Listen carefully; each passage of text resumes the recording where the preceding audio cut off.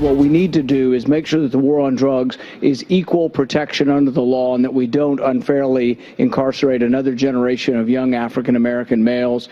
In Ferguson, for every 100 African-American women, there are only 60 African-American men. Drug use is about equal between white and black, but our prisons, 3 out of 4 people in prison are black or brown. The Monday morning quarterbacking from a Thursday night in Iowa is only just beginning, but a couple of things are rather evident. The absence of he who shall not be named did little to affect the ratings, despite what he may have predicted. Both Ted Cruz and Marco Rubio are far from being off the hook with regard to their stands and changes over immigration, and not needing to deal with a night of insults and bad comedy one-liners may have given our next guest the opening he needed to bolster what his followers have been saying for months. He just might be the smartest adult in the room. Let's dig in with the senator from Kentucky and still standing on the main stage no matter how hard others seek to knock him off, Republican presidential candidate Rand Paul. Senator, pleasure to get a chance to talk to you, and I guess that's the first question right out of the box. Were you the only adult in the room last night? Well, we like to think so sometimes, but no, it was great being on the main stage. It was great being able to mix it up, and I think really the perspective I bring to the debate is unique. I think I am the only fiscal conservative on the stage as well, the only one who's willing to say, if you truly believe in balancing the budget, you truly believe that the debt is a problem, you have to hold the line on all spending. You can't be for increasing military spending $1 trillion and still pretend to be a conservative. The two other senators or the two other candidates on the podium, Marco Rubio, Ted Cruz. You went after them very heavily last night. You scored a lot of points against them. Did you expose them as being nothing more than opportunists?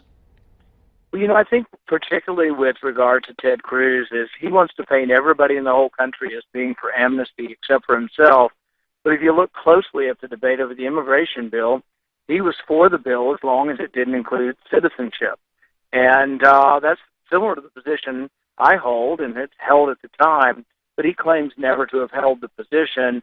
And there's a little bit of sanctimony in the sense that he wants people to believe that he's the only true conservative out there against amnesty. But in reality, I think once we start getting into different definitions of what amnesty is, I think we dumb down the debate and we don't actually get to a point where we're usefully trying to fix the problem. But let's get to that one main question, though.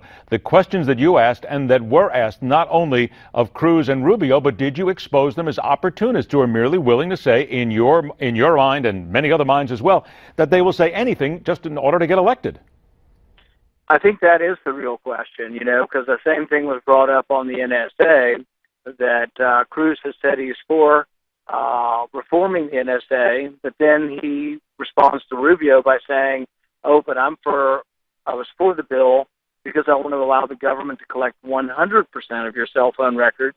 And for those of us in the liberty wing of the party, we don't really want the government collecting cell phone records unless there's a warrant with a person's name on it.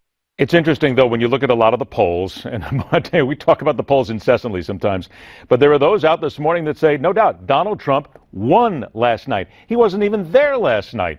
So how do you then, as a guy with only about 4% in Iowa right now, you had a good debate performance, you seem to be back on track right now. How do you fight that, though, when people say it makes no difference what you said, what Marco Rubio said, Ted Cruz, anybody? Donald Trump won the night. I think the only way we overcome sort of this media bias towards polling is to have an election. So I think when we have the election on Monday, it's going to be a little hard for the media to continue to defend polling. The election doesn't come even close to representing the polling. In Kentucky about 2 months ago, we had a governor's election. And in that governor's election, all of the polling had the Democrat winning by 5, but the Republican won by 8. They were all 13 points in a two-way race with 1 week to go. So I'm thinking maybe we should discount polling, just listen to what the candidates have to say and see what the voters decide, and then we can keep the punditry to a minimum and have the punditry basically after we've had the election. I got about 30 seconds left. Do you believe then in the first time here, the first GOP debate of this election cycle here, that Americans really got a chance to look at substance and issues instead of dealing with bad comedy? Yeah, this was the best debate by far, and I think we had to use this as a model going forward. Donald Trump gets to have a separate rally, and then the adults in the room get to debate. Did you win last night?